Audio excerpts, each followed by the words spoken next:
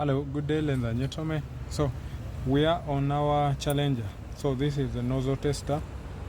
Yeah, we've been testing our nozzles. As you can see, all of them, they were okay. The pressure is still okay. So first we found a problem with the heater plugs. This being a diesel engine, these are heater plugs. There are 4 of them. So there is only one heater plug, this one here, that is functioning. So in a diesel, heater plugs are very critical to starting the engine. So let me show you something.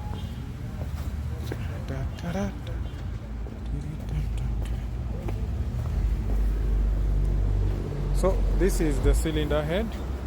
We have removed it, cleaned the engine bay.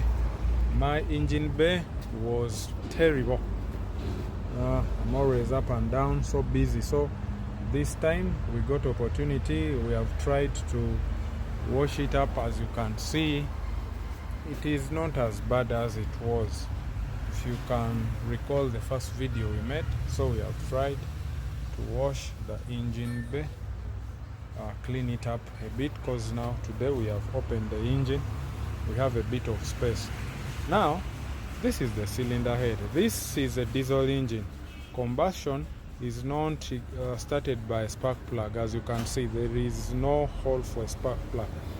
This is the inlet and the other one is the exhaust. So these are combustion chambers. The heater plugs, let me turn it like that. So the heater plugs sit right here. These spots are for the nozzles. Now these ones here are for the heater plugs. The heater plugs are located inside these combustion chambers. So when diesel fuel is sprayed by the nozzles inside the heater, the combustion chamber, that fuel is sprayed onto the heater plugs in the combustion chamber. So what comes here is just a fume of diesel. It's no longer a liquid, a spray, but now it's like a fume, so it is easy to ignite.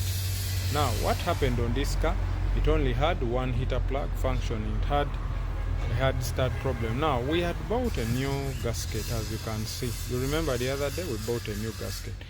It didn't even move. Now when we installed this new gasket on top of this cylinder, as you can see, this is still new. What we have come to realize after timing the engine, whenever we are trying to start, the valves were touching the pistons, were somehow touching the piston. That means the gap between the cylinder head and the block had decreased because of thickness of this gasket. So we are going back to the market to buy a thicker gasket to allow space between the block and the cylinder head. So we had to rip this one off. We use gasket shellac on top of the cylinder. We don't use silicone, we use shellac. As you can see, this is a residue of shellac. When the engine warms up, the shellac solidifies, crystallizes into hard particles. As you can see, this was shellac, but now after a bit of heat, it crystallizes. Don't apply silicone here, use gasket shellac, same as the turbo. So we are going to polish the ports of the valve ports. We are going to polish them a bit and replace 2. Let me show you. We are going to replace the valve seals, because whenever an engine overheats, the valve seals also are affected. They kind of shrink and become rigid. So there will be a bit of all that passes through the valve seals into the combustion chamber, and the vehicle will be smoking blue. Now we don't want that to happen. We're going to replace 8 valve seals. This engine here only has 8 valves, so we are going to replace them. We have cleaned the cylinder head thoroughly, as you can see.